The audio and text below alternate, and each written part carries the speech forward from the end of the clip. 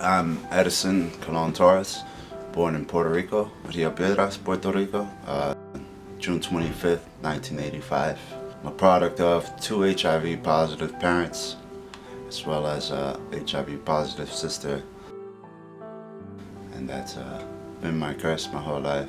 So we moved to the US when I was about 4 or 5 years old, and we moved to New York City, and an even worse neighborhood than it was in Puerto Rico. And to my knowledge, it was needles everywhere, trash everywhere. Just a struggle all around. You can only imagine New York City in the 80s.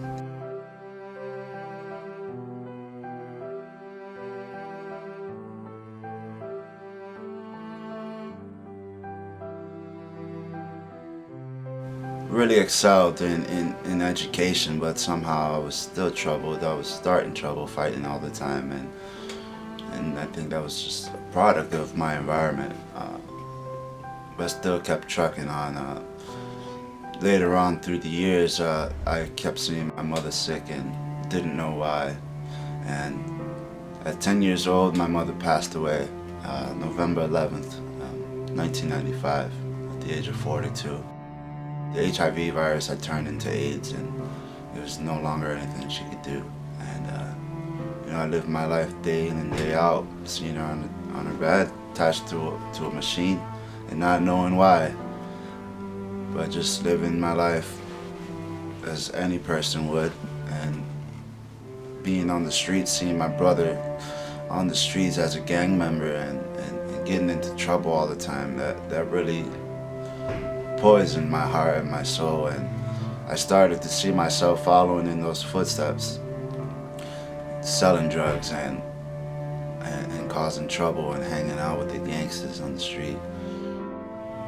Definitely wasn't for me, but I never had that father figure to show me, to lead me away from that, lead me astray from that. He was actually a part of those things. Something kept me afloat, something kept me in school. I kept going to school, kept getting good grades, but my life outside of school wasn't so great. So I involved myself in sports. I completely enveloped my life in sports. I played baseball most of my life. Really good center fielder.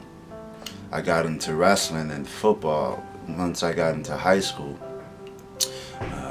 My high school years were a whole different thing. Just trying to find myself. I think I used sports as an escape from the reality of the life I was living.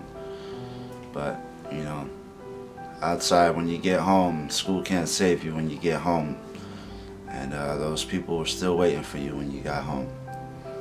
And so it was like a vicious cycle of drugs and crime and things like that.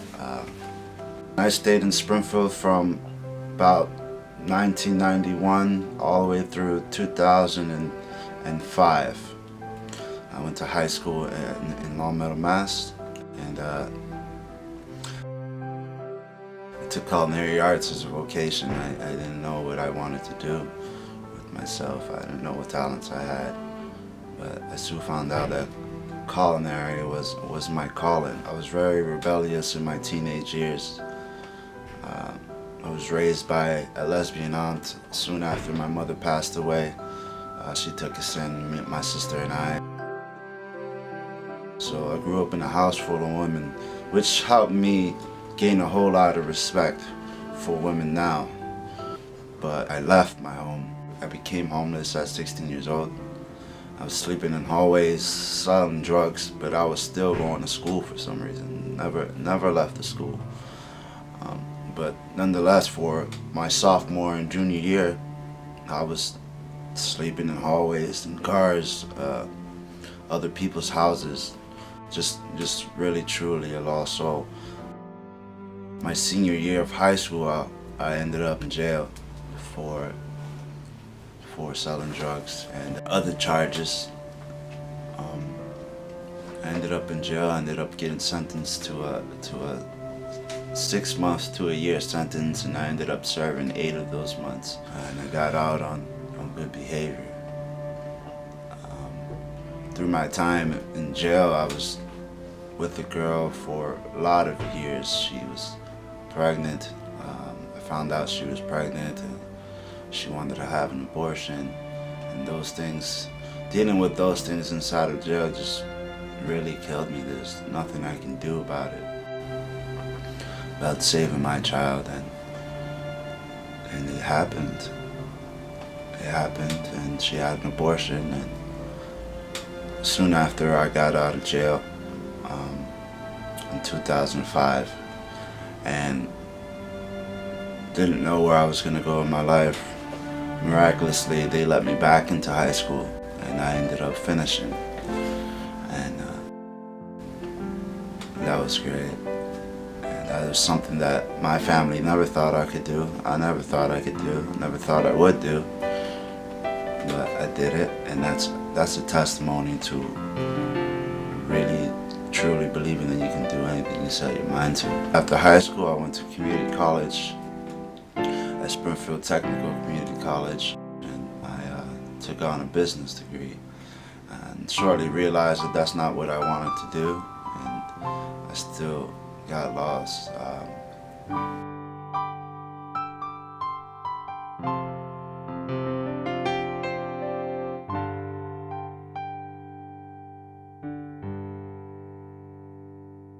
My fiance at the time had broken up with me and moved away to Rhode Island.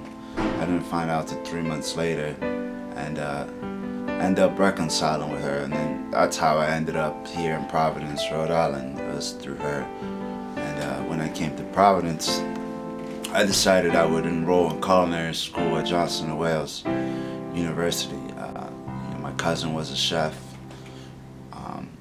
My other two cousins also were chefs. They all three graduated from Johnson & Wales, and they told me that if I didn't go there, they would never speak to me again. So I really had no choice. But I ended up going. It took me 5 years to finish my bachelor's degree, but I did it without the help of friends or family, without no financial stability.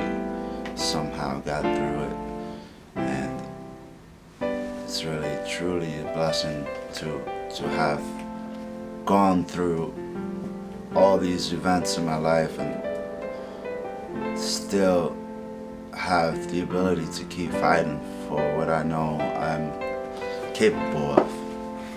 Just 3 months ago, I just found Jesus. I accepted God into my life, and that has been the most amazing experience in my life. I truly left the past behind me, and I feel like I can truly move forward now and conquer all the things that I've always wanted to, even though I'm still unaware of what it may be, but I have a clear picture of where I want to be in my life now. There's no excuse to staying at the bottom. There's no excuse to keep suffering. There's always something better. You just really gotta fight for it. And now my life it's blossoming into something beautiful, and that really is truly glory to God. My journey is still continuing. I am now owner of my own business.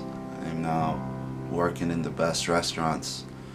I am now surrounded by loving people and friends and family that I never knew. And that's all because I didn't give up on myself. And God never gave up on me. Really have to truly fight for what you want in this world. A lot of people have it, give it to them, but those that don't have to figure out a hard way to get through it. Just don't make excuses. Just keep going for what you want. Just keep going what you want. Everyone has their struggle. Everyone has their story. Everyone's story is different. It's how you handle it